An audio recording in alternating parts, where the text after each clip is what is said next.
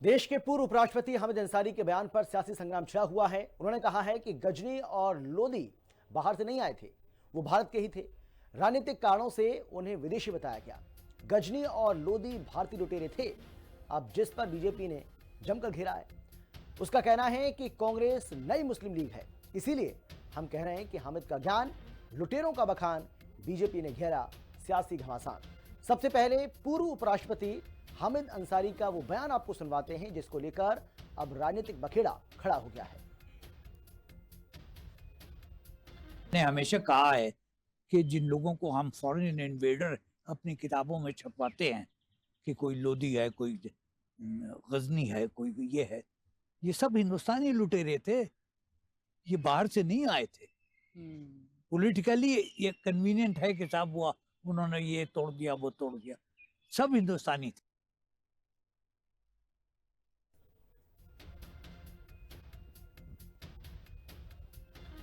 तो ये पहली बार नहीं है जब हामिद अंसारी के किसी बयान को लेकर नया सियासी बखेड़ा खड़ा हुआ हो। इसके पहले भी आपको याद होगा कि वो विवादों में रहे, उनके बयान जो हैं वो विवादों में रहे, और अब एक बार फिर से उन्होंने एक ऐसा बयान दे दिया है जिसे बीजेपी ने हाथों हाथ लपक लिया है, और कांग्रेस पार्टी पर बीजेपी अब जमकर निशाना साध रही है। और बीजेपी का ये कहना है कि कांग्रेस पार्टी एक नई मुस्लिम लीग बन चुकी है। हामिद के इस ज्ञान को लेकर लगातार सवाल खड़े हो रहे हैं। हामिद अंसारी जो कि देश के पूर्व उपराष्ट्रपति हैं, उन्होंने कहा कि मैंने हमेशा कहा है कि हम जिन्हें विदेशी आक्रांता, हम जिन्हें फॉरेन इन्वेडर कहते हैं, अपनी किताबों में उन्हें छपवाते हैं कि कोई लोधी है, कोई गजनी है, ये सब लुटेरे बाहर से नहीं आए, बल्कि ये हिंदुस्तानी लुटेरे थे। तो क्या कुछ कहा है ये फिर से हम आपको बताते हैं। उन्होंने कहा कि मैंने तो हमेशा से कहा है कि हम जिन्हें विदेशी आक्रांता अपनी किताबों में छपवाते हैं कि कोई लोधी है, कोई गजनी है, ये सब हिंदुस्तानी लुटेरे थे, ये बाहर से नहीं आए थे। राजनीतिक लाभ के लिए ये बताया जाता है कि इन्होंने ये तोड़ दिया, उन्होंने वो तोड़ दिया, जबकि ऐसा है नहीं। अब इस पूरे मसले को लेकर किस तरीके से राजनीतिक प्रतिक्रियाएं सामने आ रही, जरा सुनिए आप। मुझे नहीं पता कि हामिद साहब को ज्ञान की प्राप्ति स्वतः से हुई है कि या कहीं से उन्होंने अध्ययन किया है। अगर अध्ययन किया है तो गलत है, स्वतः से उनको संज्ञानित हुआ है तो गलत है। और मुझको लगता है कि उनको बार बार लुटेरों का ख्याल क्यों आता है।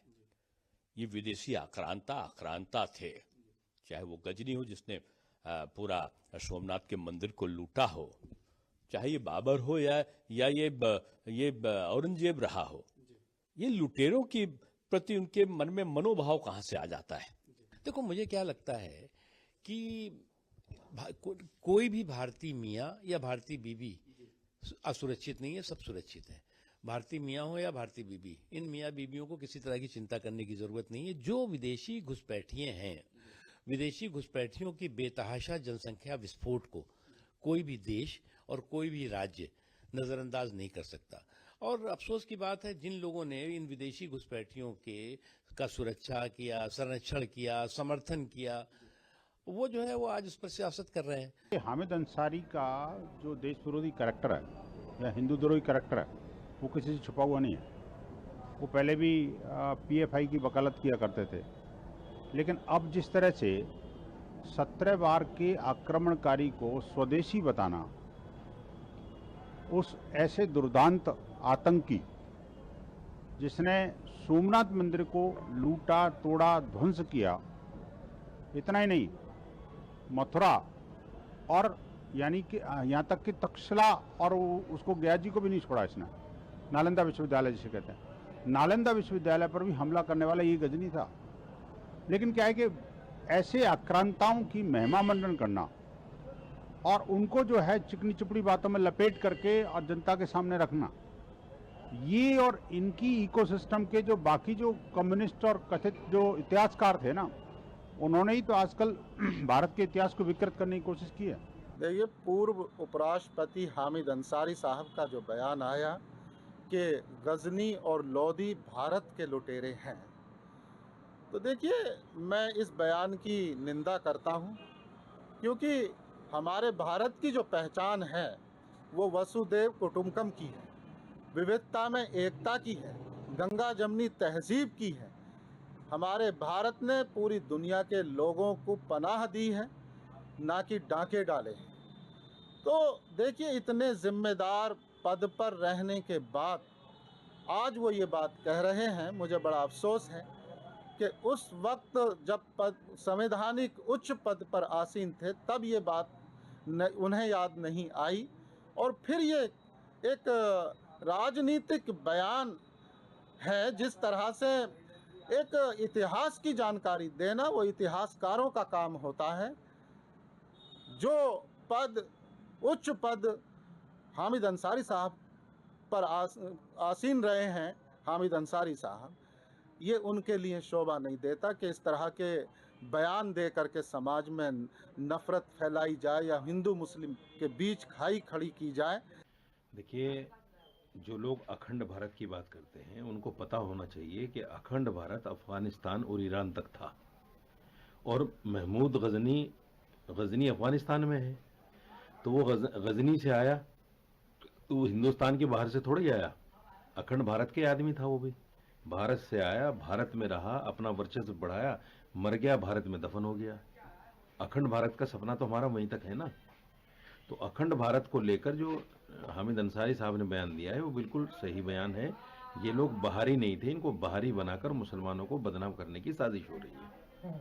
सर, आज महावीर जी की पुण्यतिथि भी है। जयराम जी ने एक स्टेटमेंट दिया है। महात्मा गांधी की हत्या से 2 दिन पहले पंडित जवाहरलाल नेहरू ने श्यामा प्रसाद मुखर्जी को एक पत्र लिखा था। कुछ महीनों बाद 18 जुलाई 1948 को सरदार पटेल ने भी श्यामा प्रसाद मुखर्जी को पत्र लिखा।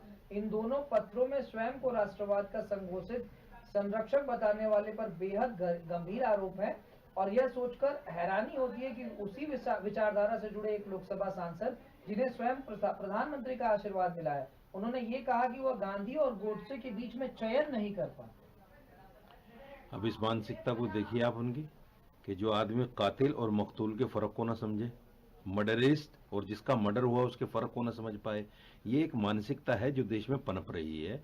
हामिद अंसारी जी उपराष्ट्रपति रहे, देश के लोगों ने उनको बहुत सम्मान दिया, प्रतिष्ठा दिया, लेकिन ये देखने में आता है कि वो हमेशा से वो कहीं न कहीं हिंदुओं के प्रति वो उनके अंदर एक फोबिया है, और जो भी मुगल कालीन जो आक्रांता है उनके प्रति उनकी बड़ी संपैथी है। अब गजनी की जो बात कर रहे हैं, जिसने मंदिरों को तोड़ा, हमारी हिंदू भावनाओं को ठेस पहुंचाया, और उसको लेकर के जिस प्रकार से वो बचाव कर रहे हैं, उसको जब महिमा मंडित कर रहे हैं, चाहे भारतीयता से उसको जोड़ रहे हैं। भाई, भारतीयता ये संस्कृति हमारी ये नहीं सिखाती कि आप मंदिरों को तोड़ो। तो ये बड़ा दुर्भाग्यपूर्ण है कि कैसे कोई इस तरह के पूर्व उपराष्ट्रपति इस तरह की भाषा प्रयोग कर सकता है। तो बड़ा दुर्भाग्यपूर्ण है। हमें लगता है कि उपराष्ट्रपति हामिद अंसारी जी की सभी जो सुविधाएं हैं वो लेनी चाहिए, क्योंकि पिछले दिनों भी उन्होंने कई इस बार इस तरह की चीज़ें बयान दिया है, और हमें लगता है कि वो आज भी एक कट्टरपंथियों के शिकंजे में है, कट्टरपंथियों के इशारे पे काम कर रहे हैं, जिहादी मानसिकता के लोग